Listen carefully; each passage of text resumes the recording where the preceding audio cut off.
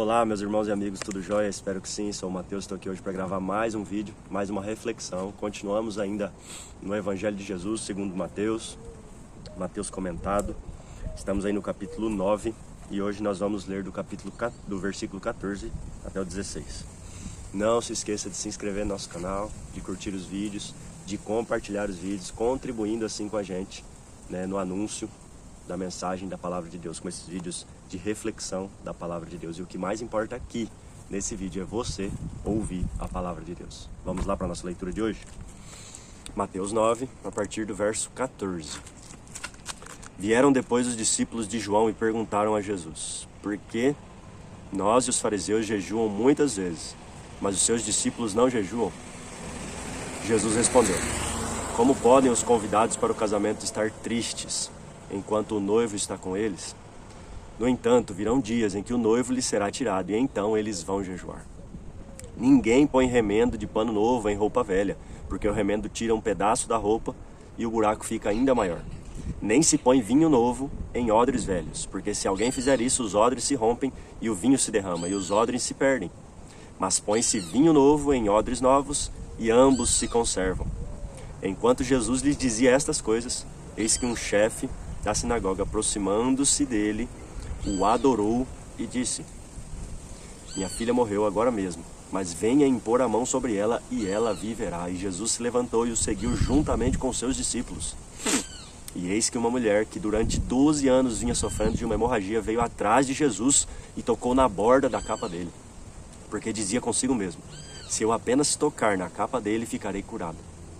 Então Jesus, voltando-se, vendo-a, disse: coragem, filha, a sua fé te salvou. E desde aquele instante a mulher ficou sã. Tendo Jesus chegado à casa do chefe, e vendo os tocadores de flauta e o povo em alvoroço, disse: saiam daqui, porque a menina não está morta, mas dorme. E riram-se dele. Mas quando o povo tinha sido colocado para fora, Jesus entrou, tomou a menina pela mão, e ela se levantou. E a notícia deste acontecimento se espalhou por toda aquela terra. Até aqui. Vemos aqui 3 acontecimentos: o encontro de Jesus com os discípulos de João Batista, o encontro de Jesus com o chefe da sinagoga e o encontro de Jesus com uma mulher que padecia do fluxo de sangue. E aqui nós vamos refletir sobre 3 coisas mais importantes. E a primeira delas é quando Jesus encontra os discípulos de João Batista e eles o questionam quanto ao jejum, a prática do jejum. E aqui Jesus muito claramente demonstra para nós que ele está respondendo para eles não tem a ver com a prática em si do jejum, mas com a essência e a motivação desse jejum, né? O real motivo e o real significado da prática do jejum. Jesus usa, né, essa ilustração de roupas novas em remendos velhos em roupas novas e vinho novo em odres velhos. Ou seja, ele estava querendo trazer uma ressignificação sobre o sentido do porquê jejuar. E em resumo, o que Jesus quis dizer aqui foi que o jejuar, ou seja, a prática do jejum, tinha uma essência, uma motivação. E qual era essa essência? Estar com o noivo. E quem é esse noivo? É Jesus. Ou seja, quando Jesus morresse e ascendesse aos céus e não estivesse mais aqui, aí sim os discípulos jejuariam, ou seja, para estar com esse Jesus em algo espiritual, em uma prática, em uma disciplina espiritual, onde a essência dela é estar com o noivo, passar tempo com Jesus. Primeiro tópico. Segundo, o encontro de Jesus com a mulher do fluxo de sangue. Logo que Jesus se encontrou, na verdade o chefe da sinagoga foi até Jesus, né? E logo que ele encontra o chefe, no caminho, essa mulher o toca, né? E nós vemos em outros evangelhos que ele estava no meio de uma multidão e todos o tocavam e de repente ele sentiu um toque diferente. E a ênfase aqui, nesse relato baseado em Mateus, é a responsabilidade da fé dessa mulher. Olha o que Jesus disse a ela. No versículo 22. Então Jesus, voltando-se, vendo-a, disse: coragem, filha, a sua fé salvou você. E desde aquele instante, a mulher ficou sã. Ou seja, Jesus demonstra aqui a responsabilidade do que aquela mulher creu. Ela creu que Jesus tinha autoridade e poder para curar a vida dela. Nós temos uma responsabilidade com aquilo que nós cremos. Jesus faz sim, e o poder todo vem dele, de fazer qualquer tipo de milagre. Mas nós precisamos crer que ele pode fazer isso. E terceiro encontro de Jesus com o chefe da sinagoga. E o chefe da sinagoga, certamente eles tinham muitas resistências e eles confrontavam, não criam em Jesus, que Jesus era o Messias, que ele era o Filho de Deus, e por tudo que ele fazia, eles confrontavam e perseguiam Jesus. Mas este homem creu que Jesus poderia fazer alguma coisa. Vamos ver aqui no versículo 18.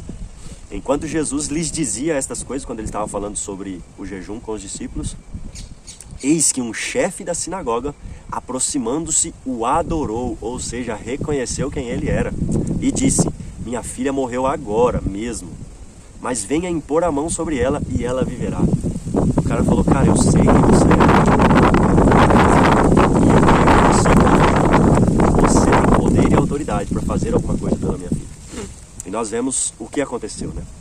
O povo já pranteava pela morte dela, ou seja, realmente essa menina já estava morta.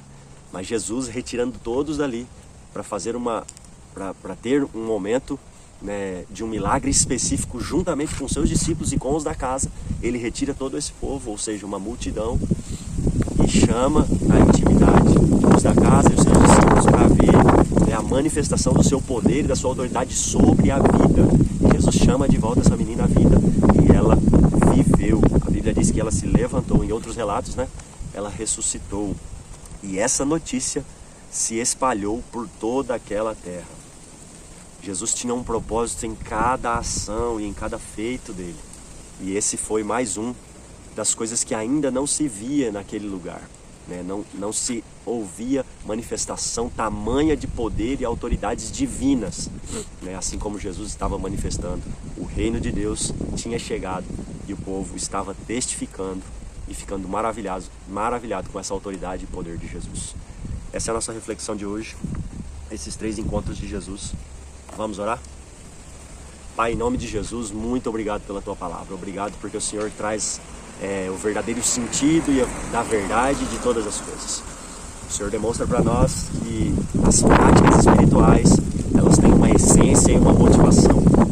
Deus, nós colocamos diante do Senhor para que essa palavra entre nos nossos corações, para que a verdadeira motivação e a essência de tudo o que nós formos fazer para o Senhor seja real e seja, Deus, vinda do Senhor. Deus, nós entendemos que temos responsabilidade da nossa fé, por crer em quem o Senhor é e tudo que o Senhor pode fazer. Cremos que o Senhor tem poder sobre a vida e sobre a morte. Por isso nos entregamos a Ti, que a Tua palavra alcance, salve e liberte corações. Eu oro em nome de Jesus. Deus abençoe você.